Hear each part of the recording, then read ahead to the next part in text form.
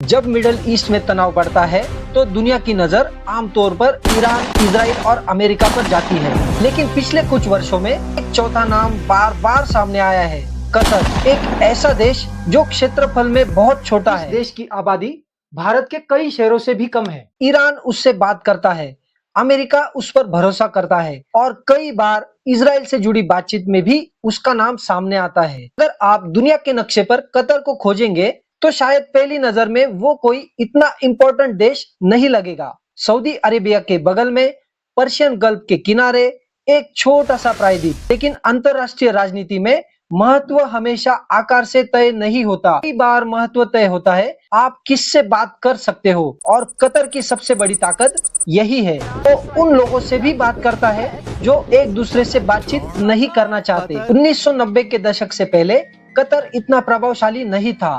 फिर दुनिया को पता चला उसके पास विशाल गैस का भंडार है। नॉर्थ फील्ड ये दुनिया की सबसे बड़े गैस क्षेत्रों में से एक है। इंटरेस्टिंग बात यह है कि यही गैस क्षेत्र ईरान के साथ भी साझा होता है, यानी कतर और ईरान केवल पड़ोसी नहीं है, उनकी अर्थव्यवस्थाएं भी एक महत्वपूर्ण संसाधन से जुड़ी हुई है। इस गैस ने कतर को इतना धन दिया कि उसने दुनिया भर में निवेश शुरू कर दिया। लेकिन पैसा कहानी का सिर्फ पहला एंगल था। अब कहानी में सबसे बड़ा मोड़ आता है। मिडल ईस्ट में अमेरिका का सबसे महत्वपूर्ण सैन्य अड्डों में से एक कतर में मौजूद है, अल उदैद एयरबेस, और यहीं से अमेरिका ने वर्षों तक क्षेत्र में कई सैन्य अभियानों को सपोर्ट किया।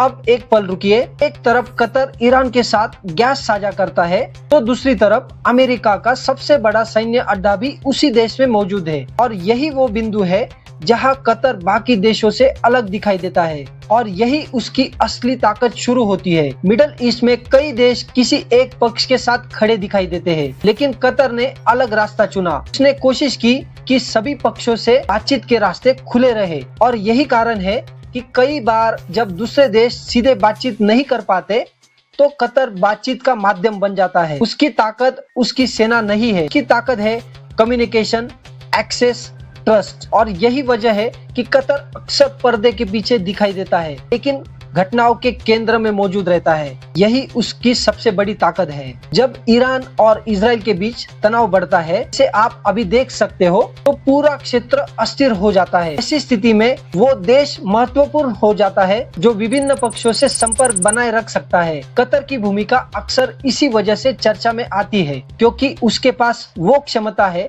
जो बहुत कम देशों के पास है, सभी पक्षों से संवाद बनाए रखने की क्षमता। जब दुनिया की बड़ी ताकतें आमने सामने होती है तो सबसे महत्वपूर्ण भूमिका उस देश की होती है जो सबसे शक्तिशाली नहीं बल्कि सबसे जुड़ा हुआ हो। लेकिन मिडल ईस्ट का तनाव आने वाले वर्षों में और बढ़ता है, तो क्या कतर सभी पक्षों से अपने रिश्ते बनाए रख पाएगा, या फिर एक दिन उसे भी किसी एक पक्ष को चुनना पड़ेगा?